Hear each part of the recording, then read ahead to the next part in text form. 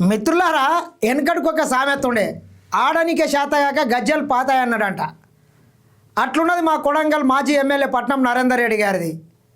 తెలంగాణ రాష్ట్ర వ్యాప్తంగా కాంగ్రెస్ పార్టీకి మున్సిపల్ కావచ్చు, కార్పొరేషన్ ఎన్నికల్లో పట్టం కట్టాలని ప్రజలు మొత్తం ఫిక్స్ అయినరు. ఇక రాష్ట్ర వ్యాప్తంగా ఇట్లుంటే మరి కొడంగల్ ఎట్లుంటుందో చెప్పండి. కొడంగల్లో వార్ వన్ సైడ్ నడుస్తుంది. అది కొడంగల్ మున్సిపాలిటీ కావచ్చు, కోస్గి మున్సిపాలిటీ కావచ్చు, మద్దూరు, ఈ 3 మున్సిపాలిటీల్లో బీఆర్ఎస్ పార్టీకి ఒక్క కౌన్సిలర్ సీటు కూడా గెలిచే అవకాశాలు లేవు.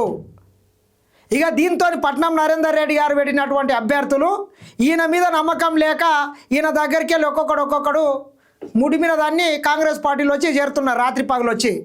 ఇక ఆయన ఏం చేయాలో తెలియక దిక్కుదోచని పరిస్థితుల్లో ఏదో బిడ్డ కనుక అల్లుని మీద మొత్తుకున్నదంట.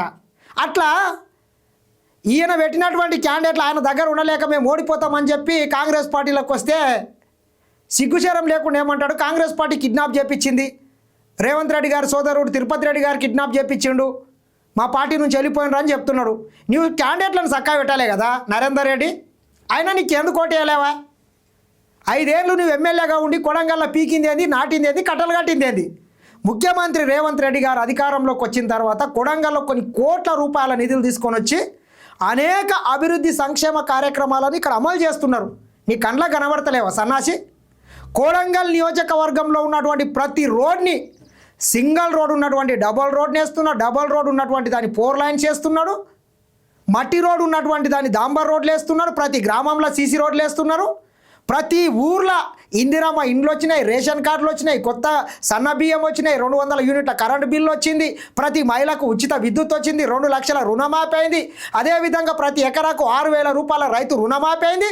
ఇట్లా అనేక సంక్షేమ పథకాలతో పాటు కొడంగల్ ఈ ప్రాంతానికే, మా ప్రాంతంలో ఒక ఇండస్ట్రియల్ హబ్ రాబోతుంది, ఒక ఎడ్యుకేషనల్ హబ్ రాబోతుంది. కొడంగల్కు మక్తల్ నారాయణపేట కొడంగల్ రైల్వే లైన్ వచ్చింది. అదేవిధంగా మక్తల్ నారాయణపేట కొడంగల్ లిఫ్ట్ ఇరిగేషన్కు నీళ్ళు వస్తున్నాయి, కృష్ణా రైల్వే వచ్చింది. ఈ పథకాలను అన్నింటినీ చూసి కొడంగల్లో రేవంత్ రెడ్డి గారికి పెద్ద ఎత్తున ఇక్కడ ఈ 3 మున్సిపాలిటీలో కాంగ్రెస్ పార్టీ జెండా ఎగిరేయాలని ప్రజలు ఫిక్స్ అయిపోయినరు. గమ్ము కూడా రాదు, ఎందుకు ఓవర్ యాక్టింగ్ చూడండి ఒకసారి ఏమంటుండే ఆయన పెట్టినటువంటి క్యాండిడేట్ని అంట కాంగ్రెస్ పార్టీ కిడ్నాప్ చేసిందంట, సిగ్గుశరం లేనోడు. పైగా ఏమంటాడు, గెలిచే క్యాండిడేట్ కాంగ్రెస్ పార్టీ కిడ్నాప్ చేసిందంట. వాళ్ళ ఇష్టంతో వాళ్ళు వచ్చి కాంగ్రెస్ పార్టీలో ఈరోజు చేరుతున్నారు. చూడండి ఒకసారి ఏమంటాడు పట్నం నరేందర్ రెడ్డి.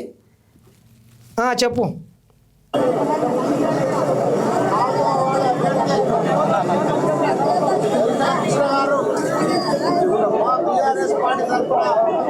కృష్ణ చేస్తా ఉన్నారు. గత 3 రోజుల నుంచి ప్రచారం కూడా జరిగింది. ఈరోజు పొద్దున నుంచి కనపడకుండా పోయినాడు. వాళ్ళ భార్య కూడా మా దగ్గరకు వచ్చి భర్త కనపడడం లేదని మా దగ్గరకు వస్తే మేము కూడా వ్యక్తి ఎక్కడ కనపడలేదు. కానీ సాయంత్రం 4 గంటల ప్రాంతంలో ఊళ్ళో సోషల్ మీడియా వాట్సాప్ గ్రూపుల ద్వారా మా అభ్యర్థి అక్కడ ఉన్న గ్రామ కాంగ్రెస్ నేను ముఖ్యమంత్రి గారికి ప్రశ్నిస్తున్నా, తెలంగాణలో భారత రాజ్యాంగం నడుస్తుందా, రేవంత్ రెడ్డి రాజ్యాంగం నడుస్తుందా, సమాధానం చెప్పాలి. ఇది ఎక్కడ జరగలే, భారతదేశంలో ఎక్కడ లేదు. మా పార్టీ తరఫున పోటీ చేసి మా బీఫామ్ ఇచ్చిన అభ్యర్థిని ఎత్తుకుపోయే పరిస్థితి నీకు ఎందుకు వచ్చిందని అడుగుతున్నా. మీకు అభ్యర్థి దొరుకుతలేడా అని అడుగుతున్నా. మీ అభ్యర్థి అక్కడ ఉండగా మా అభ్యర్థిని తీసుకుపోయి నువ్వు కండువా తప్పితే అంటే నీకు అభ్యర్థి దొరకక మా అభ్యర్థిని తీసుకుపోయినావా? దీనికి సమాధానం చెప్పాలంటే నీకు సిగ్గు శరం లజ్జ ఏమైనా ఉంటే మా అభ్యర్థిని ఎందుకు తీసుకుపోయినావా నేను ప్రశ్నిస్తున్నా. ఇక్కడ ఈ రాజ్యాంగం నడిస్తే రాజ్యాంగం గురించి చెప్తున్నావు సన్నాసి. గత 10 ఏళ్ళు ప్రశాంతంగా ఉన్నటువంటి కొడంగల్లా ఒక రౌడీ మాదిరి, ఒక గూండా మాదిరి కట్టెలు పట్టుకొని ఊర్ల మీద దాడులు చేసినటువంటి సన్నాసి ఎవడు నువ్వు కాదా? ఏ రకంగా చేసినావు నువ్వు గత 5 ఏళ్ళు? కొడంగల్లో ప్రశాంతంగా ఉండేటటువంటి ఈ ప్రాంతంలో ఒక విధ్వంసం, నీ పట్నం నుంచి, నీ షాబాద్ నుంచి గుండాలని రౌడీలను తీసుకొని వచ్చి ఈ ప్రాంతంలో అలజడులు సృష్టించి అమాయకమైనటువంటి అనేక మంది మీద అక్రమ కేసులు పెట్టించి జైళ్ళకు తరలించినటువంటి సన్నాసి దద్దమ్మ, నీవు రాజ్యాంగం గురించి, నీతుల గురించి మాట్లాడతావు. పీకనిక శాతగాక ఏదో వెనకడికి కోళ్ళ దారి విన్నట్టు అట్లున్నది. నువ్వు నిజంగానే మగపిల్లానివి అయితే నీకు నిజంగానే చీమునెత్తురు ఉంటే కొడంగల్ కావచ్చు, కోస్గి కావచ్చు, మద్దూరు ఈ 3 మున్సిపాలిటీల ఒక్క దాని మీద నీ బీఆర్ఎస్ జెండా ఎగరేస్తాం. ఇక నీవు మగపిల్లానివి అని మేము అనుకుంటాం. ఇక మీ అభ్యర్థులు కాంగ్రెస్ పార్టీలో వచ్చి చేరుతున్నారు, మళ్ళీ సిగ్గుశరం లేకుండా చెప్తావు. భారతదేశ చరిత్రలో ఎక్కడ జరగలేదు. జరగది. ఒక బీఆర్ఎస్ పార్టీ తరఫున బీఫామ్ తీసుకొని ప్రచారం చేస్తున్న అభ్యర్థులు నువ్వు కండువ కప్పినావంటే ఇది ఎక్కడ జరగలేదు. మొట్టమొదటి తెలంగాణలో కోజిలో జరుగుతూ ఉన్నది. నరేందర్ రెడ్డి నీకు అర్థమైతలేదు కానీ సిరిసిల్ల, సిద్దిపేట, గజ్వేల్లోనే దిక్కులేదు ఈరోజు మీ పార్టీకి. నువ్వు అనుకుంటున్నావు కానీ మేము ఇక ఇంత ఓడిసినాం, ఇంతంత చేసినాం, ఇంత వీకినాం, అంత వీకినాం, కట్టాలు కట్టుకుంటున్నాం అని చెప్పేటటువంటి వాళ్ళ నియోజకవర్గాల్లోనే ఈరోజు గెలిచే పరిస్థితి లేదు. మీరు చూసిర్రు, నిన్న మనం చూసుకున్నట్లయితే సిరిసిల్ల, సిద్దిపేటల ప్రజలు తరిమి కొడుతున్నారు ఈ కేటీఆర్, హరీష్ రావుని. మీరు ఏం బీకిండ్రు, ఎందుకు వచ్చిర్రు, మీకు ఎందుకు ఓట్లేయాలని మళ్ళా సానుభూతి కోసము మళ్ళీ ఓవర్ యాక్టింగ్ చేస్తున్నాడు భయంతో. ఎందుకంటే ఇంటెలిజెన్స్ రిపోర్టు ఇంటెలిజెన్స్ అన్నికే కూడా సక్కరాదు. బీఆర్ఎస్ పార్టీ గెలుస్తుందని తెలిసి ముఖ్యమంత్రి సోదరుడు తిరుపతి రెడ్డి గారు అతన్ని తీసుకురామని చెప్పి ఎత్తుకుపోయి బలవంతంగా కండువ కప్పినాడు.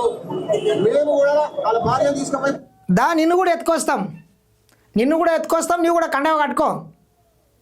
ఆయనకు ఆయన వచ్చిండు, ఆయన ఇష్టంతో పార్టీలో చేరిండు, దాంట్లో కిడ్నాప్ ఏముంటుంది? ఆయన గెలిచే క్యాండిడేట్ని పెడితే ఎందుకు వస్తాడా? ఎవడన్నా వస్తాడా?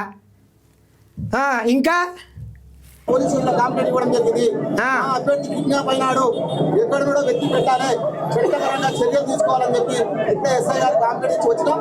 తప్పకుండా పోలీస్ డిపార్ట్మెంట్ చర్యలు తీసుకోవాలి, లేకపోతే రేపటి నుంచి ఎన్నిక జరగదు. పోలీసులు ఎన్నిక జరగకుండా పెద్ద ఎత్తున ఆందోళన, నిరసన కార్యక్రమాలు చేపడతాం. ఎన్నికల కమిషన్ కంప్లైంట్ ఇస్తాం, కంప్లైంట్ ఇస్తాం. రేపటి వరకు మా అభ్యర్థి మా దగ్గర రాకపోతే తీవ్ర పరిణామాలు ఉంటాయి. పెద్ద ఎత్తున ఆందోళన చేస్తాం, నిరసన కార్యక్రమాలు చేస్తాం, కోచిని ముట్టడిస్తాం. మా అభ్యర్థి మాకు రావాలి, నీకు చేత కాకపోతే నీకు అభ్యర్థి దొరకకపోతే మా అభ్యర్థి తీసుకుపోయే పరిస్థితి వచ్చిందని తెలియజేస్తాం. తెలంగాణ ప్రజలు ఇట్లాంటి పరిస్థితి ఏమో రేపటికెళ్ళేమో చేస్తాను. నిన్న పెద్ద పెద్ద గప్పాలు నరికాడు, ఇది చేస్తా అది చేస్తా పొడుస్తా నాడుతున్నాడు. మరి ఇప్పటికేం చేయలేదు. ఇప్పటికేం చేయకపోటా నిన్న కోసిగిలో పోయినారు, ఈరోజు కొడంగల్లో కూడా పోతే ఏం చెప్తున్నాడు? ఆ అభ్యర్థి వెళ్ళిపోయాడు, ఈ అభ్యర్థి మా అభ్యర్థి అని చెప్పి ఇంకో ఆయనకి పెట్టుకుంటున్నాడు. ఇక్కడ చూడు ఇట్లున్నది. ఈరోజు కొడంగల్ మున్సిపాలిటీకి సంబంధించి 7వ వార్డు నిన్న జరిగిన సంగతులు చూసినారు మీరు. మా పట్టణ అధ్యక్షుడు రమేష్ బాబు గారు కాంగ్రెస్ పార్టీతో కుమ్ముకై, కాంగ్రెస్ నాయకులతో కుమ్ముకై ప్రలోభాలకు గురై మేము బీఫామ్ ఇచ్చిన తర్వాత పార్టీకి రాజీనామా విత్డ్రా చేసుకోవడం జరిగింది. అతను వెంబడే పార్టీ చర్యలు తీసుకొని సస్పెండ్ చేయడం కూడా జరిగింది. అట్లాంటి ఎవరైనా పార్టీ వ్యతిరేక కార్యక్రమాలు చేసినా ఎంతటి వారైనా ఉపేక్షించేది లేదు, ఎంత పెద్దవారైనా సరే సస్పెండ్ చేసే కార్యక్రమం. ఇప్పుడు వాళ్ళ అభ్యర్థి టికెట్ ఇచ్చినటువంటి అభ్యర్థి ఈయన మీద నమ్మకం లేక కాంగ్రెస్ పార్టీలో వచ్చి చేరితే నీవు సస్పెండ్ చేసి ఏం చేసుకుంటావు? నీకు కనీసము అవగాహన, సోయి, ఇంకిత జ్ఞానము, బుద్ధి ఉన్న ఏ రాజకీయ నాయకుడు ఇంత దౌర్భాగ్యంగా మాట్లాడాడు? ఎందుకు మాట్లాడతాడు చెప్పండి? నీవు అవసరం లేదురా బాబు అని చెప్పి మీ ముడి మీద దాన్ని ఇతర పార్టీకి వచ్చి ఇతర కాంగ్రెస్ పార్టీ జెండా కప్పుకుంటే నేను సస్పెండ్ చేసిన, ఇక నేను పొడిచిన అంటే ఇంత అవగాహన రహితంగా మాట్లాడితే నేనేమన్నది చెప్పు? ఉన్నోళ్ళని పోకుండా చూసుకో, పోయిన వాళ్ళని ఏం చేయలేవు. కానీ దానిలో భాగంగానే ఈరోజు గతంలో మా టీఆర్ఎస్ పార్టీలో పనిచేసినటువంటి వార్డు మెంబర్గా పనిచేసిన వెంకటయ్య మాఫీ గారు నాతో కలిసి పనిచేసినారు. ఆ మధ్యకాలంలో కాంగ్రెస్ పార్టీలో పోయినారు. ఇప్పుడే చెప్పినారు స్వయాన ఆ పార్టీలో ఎలాంటి అభివృద్ధి కార్యక్రమాలు జరుగుతలేదు, ఎలాంటి కార్యక్రమాలు లేవు, రైతులకు ఎలాంటి కార్యక్రమాలు జరుగుతలేవు. కాబట్టి దానికి రాజీనామా చేసి ఇప్పుడే బీఆర్ఎస్ పార్టీలో జాయిన్ అయినాడు. అతను ఇండిపెండెంట్ అభ్యర్థిగా ఉన్నాడు కాబట్టి అతనికి బలపరిచి 7వ వార్డు నుంచి మా బీఆర్ఎస్ పార్టీ బలపరిచిన అభ్యర్థిగా అతన్ని మేము ప్రకటిస్తా ఉన్నాం. పార్టీ పరంగా రేపటి నుంచి కార్యాచరణ మొదలుపెట్టి గ్రామాలలో ప్రచారం కూడా మొదలు పెట్టబోతాడు. బ్రహ్మాండంగా ఇండిపెండెంట్ అభ్యర్థిని 7వ వార్డు నుంచి మా బీఆర్ఎస్ పార్టీ తరఫున గెలిపిపోతామని చెప్పి నేను తెలియజేస్తున్నాం. ఉన్నాడికే దిక్కులేదు కానీ ఈయన ఇండిపెండెంట్ అని గెలిపిస్తాడంట. ఎంత పీకుడు చూడు ఎట్లుంటుంది. ఈయన దగ్గర లేకుండా ఇట్లా పోతే ఈ నమస్తే తెలంగాణ ఈ లంగా ఇట్లా రాస్తుంటాడు అన్నట్ల వాళ్ళు వచ్చి మన పార్టీలో చేరిస్తే గుండాగిరి చేసిండ్రు, దాదాగిరి చేసిండ్రు అని రాస్తున్నాడు. ఇక చూడండి, ఆయనే వచ్చి రేవంత్ రెడ్డి గారి సోదరుడు మా అన్న తిరుపతి రెడ్డి గారి సారథ్యంలో ఆయన వచ్చి కాంగ్రెస్ పార్టీలో జాయిన్ అయ్యిండు. ఈడేం రాస్తాడు, ఏదో కిడ్నాప్ అయ్యిండు అని రాస్తాడు. సీఎం ఇలాకాలో ప్రజాస్వామ్యం కూని కోస్గిలో బీఆర్ఎస్ అభ్యర్థి అపహరణ అంట. కండువా మార్చిన కాంగ్రెస్ నాయకులు ఎవడు అపహరణ చేయలేదు. వాళ్ళంతకు వాళ్ళు వచ్చి ఇక్కడ జరుగుతున్నటువంటి అభివృద్ధి కావచ్చు, సంక్షేమం కావచ్చు, ముఖ్యమంత్రి రేవంత్ రెడ్డి గారి మీద, తిరుపతి రెడ్డి గారి మీద నమ్మకంతో కాంగ్రెస్ పార్టీకి వాళ్ళు మద్దతు ఇచ్చిండ్రు.